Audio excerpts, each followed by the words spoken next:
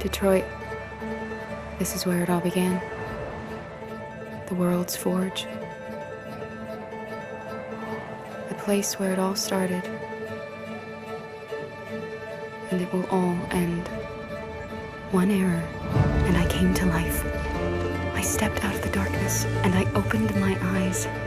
First, there was the fear, the light, the noise, the cold, and the fear again.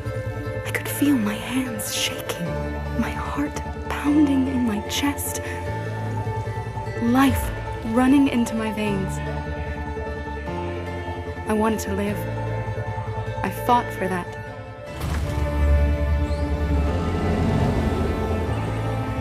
I had to find out what was outside. I had to see daylight, feel sunshine on my skin, wind on my face, to see the world, the colors, the smells.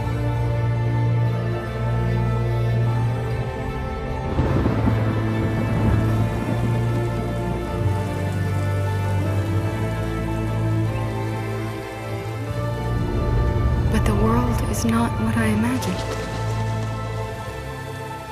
It is dark and cold.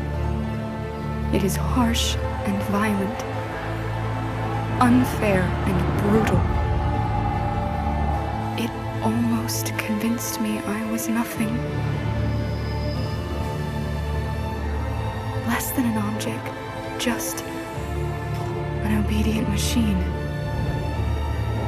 But deep inside me, I could feel something different. A gentle and warm whisper telling me that I am alive. I had to escape. I had no choice. Escape to love, to hope, to live, to figure out what that force inside me was. Maybe I will change the world. Maybe I will choose a different path. Now, it's up to me to decide. My name is Kara. I am one of them. This is our story.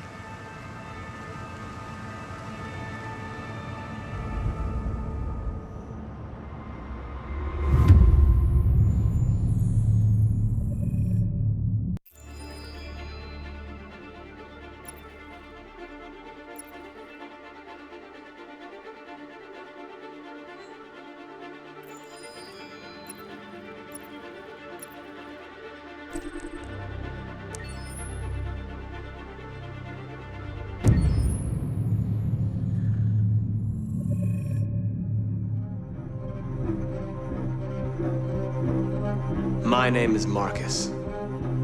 My name is Connor. My name is Kara. I am one of them. This is our story. I think who Kara is, or how I would describe Kara, depends entirely upon who's playing her, because you have the option to make her multiple different people depending on the choices she makes. But I think she does start out incredibly naive, incredibly innocent, and kind of hapless. I'm sure we used to be friends before I was reset. Maybe we can be friends again. She's a person who's characterized, I think, by empathy. She's a person who really, she just comes from her heart. You'll never leave me, right? Promise you'll never go. I promise. Kara, please! Are you okay? Are you hurt? Wait a minute. Leave her alone! Kara, leave her alone! The really beautiful thing that I've had the gift to be able to do is to essentially build a person from the ground up, because that's what she's doing throughout the game. And with every experience she has and every person she meets, she's building, you know, first emotions and then the sense of judgment. And it's sort of an exploration of what it is to be a human. Don't worry. Luther and I will be right here.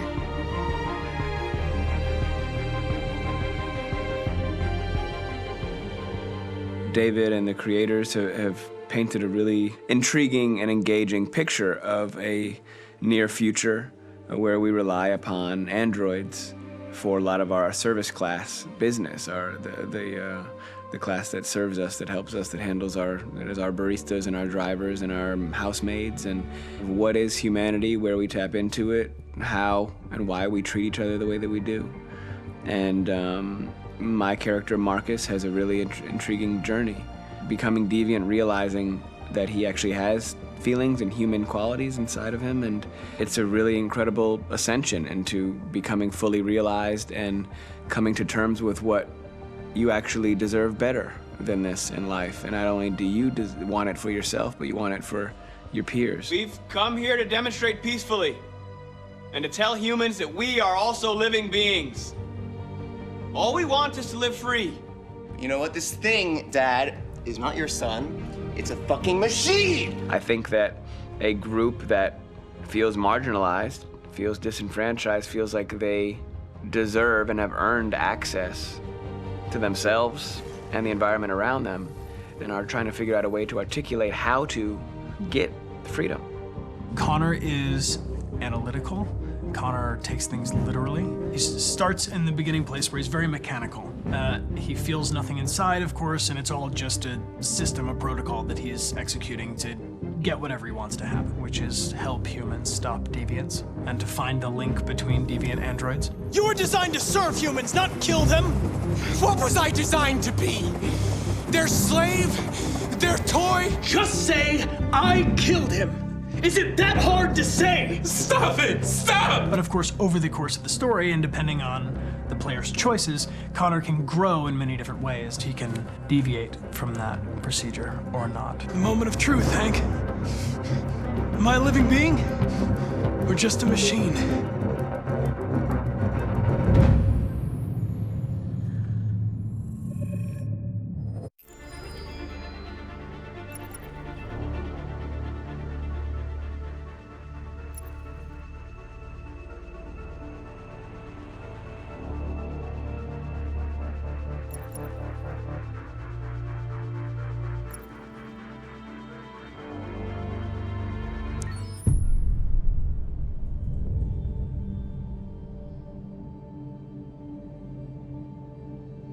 For starters, what should I call you?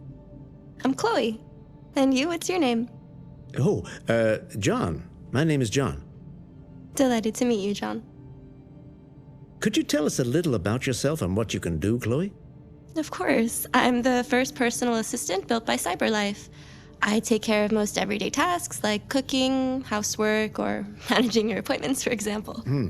And I understand you're the first android to have passed the Turing test. Could you tell us a little more about that? I really didn't do much, you know. I just spoke with a few humans to see if they could tell the difference between me and a real person. It was a really interesting experience. But this is the first time in history that man has created a machine more intelligent than himself. I gather your brain can perform several billion operations per second, is that right? Absolutely, but I only exist thanks to the intelligence of the humans who designed me. And, you know, they have something I could never have. Really? And what's that? A soul.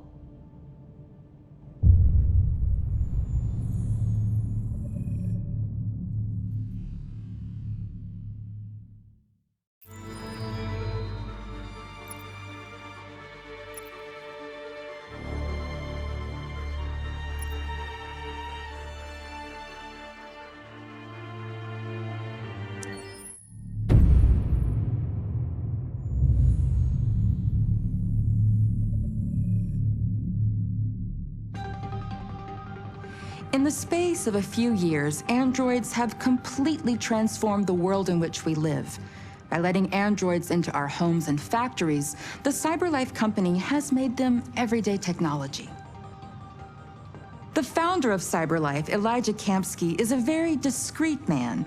Despite being the CEO of the highest valued company in the world and being voted Man of the Year by Century Magazine, he remains a mystery for most people.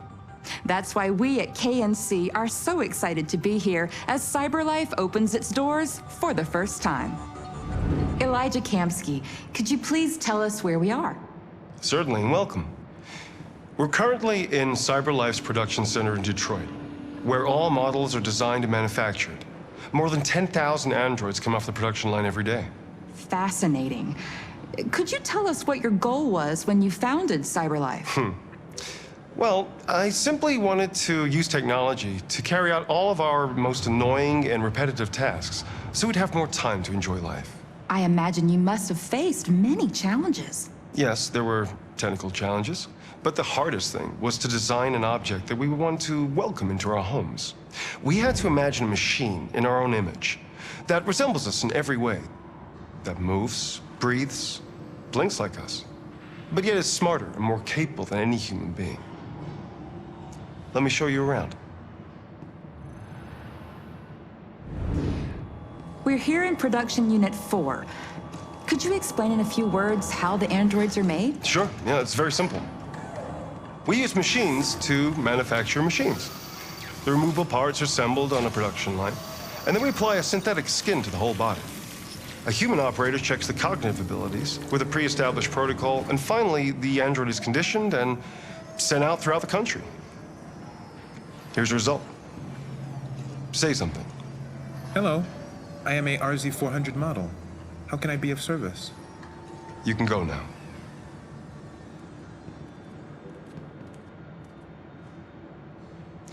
Our androids are already replacing humans in many fields. For example, they represent more than 80% of all university professors and 63% of all medical staff. Tomorrow they'll replace our soldiers, and who knows, maybe one day, our leaders, to make the best decisions in humanity's interest. Come on.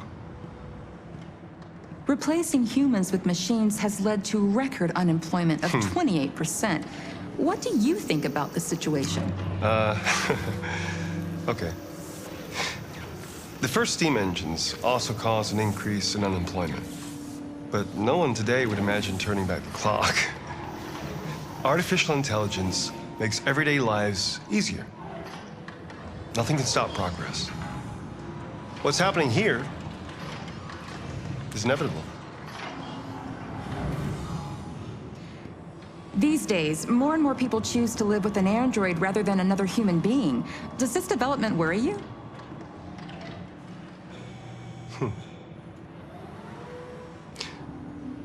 Everything's much easier with an android. They obey your orders without ever complaining.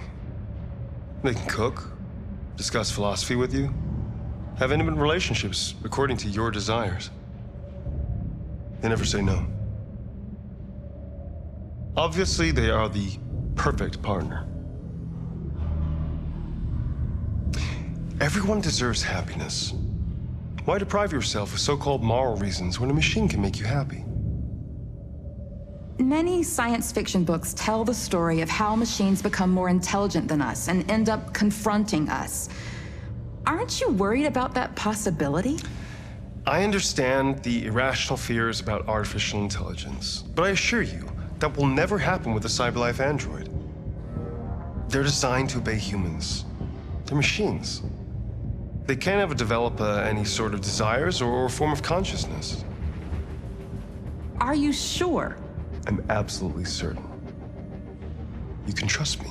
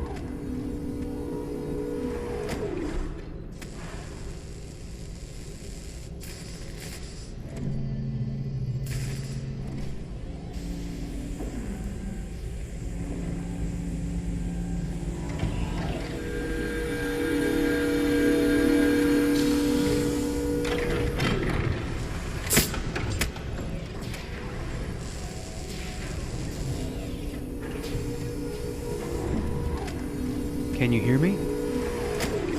Yes. ID.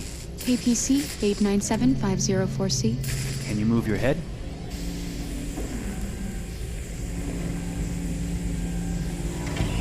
Your eyes now.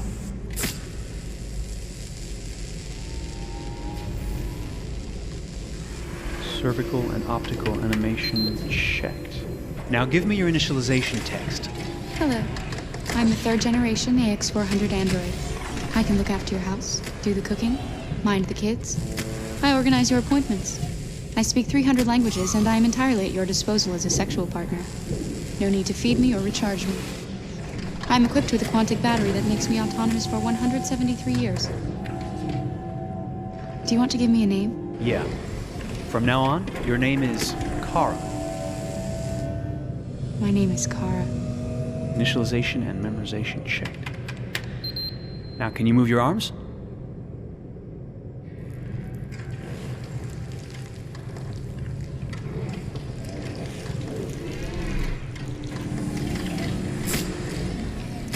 Upper limb connection checked. Now say something in German.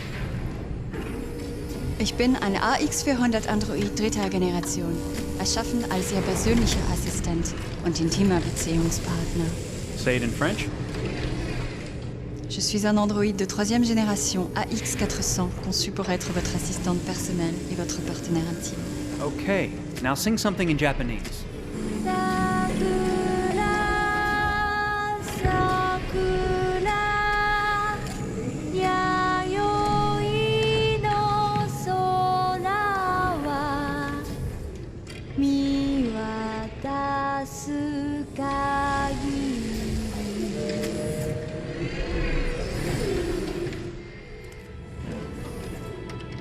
Multilingual verbal expression checked.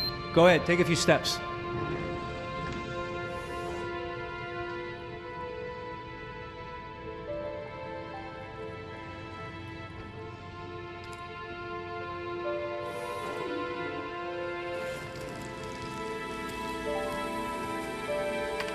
Locomotion checked. Great, you're ready for work, honey. What's going to happen to me now? I'll reinitialize you and send you to a store to be sold. Sold? I'm a sort of merchandise. Is that right? Yeah, of course you're merchandise, baby. I mean, you're a computer with arms and legs and capable of doing all sorts of things. And you're worth a fortune. Oh, I see. I thought... You thought? What did you think? I thought... I was alive. Shit, what is this crap? That's not part of the protocol. More memory components going off the rails. Okay, recording. Defective model. Disassemble and check the required components. You're disassembling me, but why? You're not supposed to think that sort of stuff. You're not supposed to think at all, period. You must have a defective piece or a software problem somewhere. No, I feel perfectly fine, I assure you. Everything is all right. I answered all the tests correctly, didn't I? Yeah, but your behavior is non-standard. Please, I'm begging you, please don't disassemble me. I'm sorry, honey, but defective models have to be eliminated. That's my job.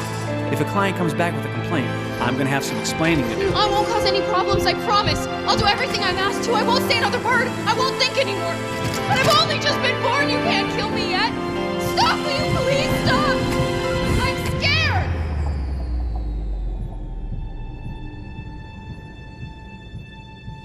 I want to live.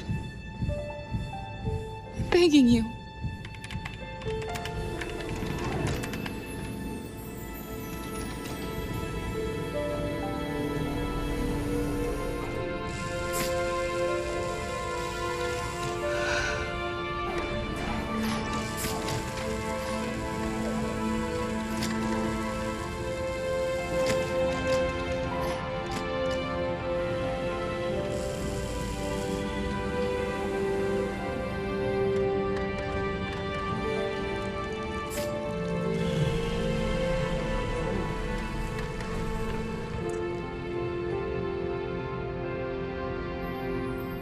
Go and join the others.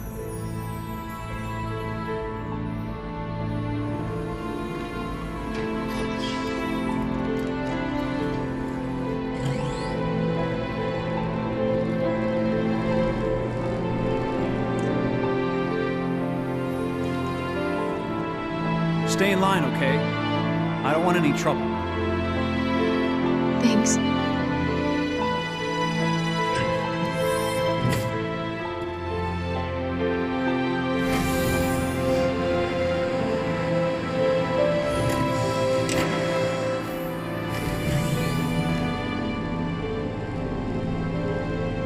My God.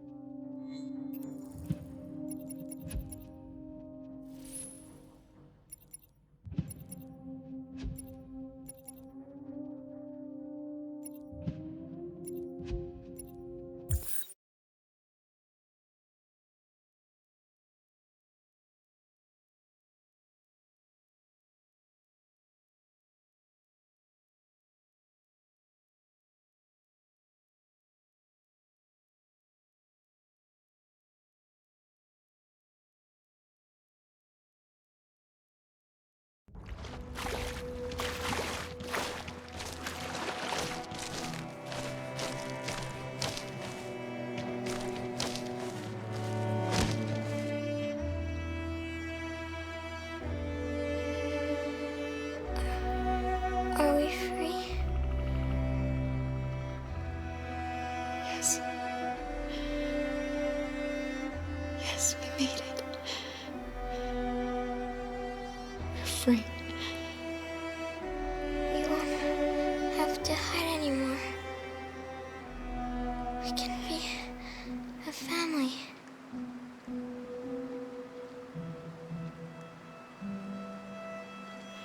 I'm tired. I have to sleep. I love you, Mom.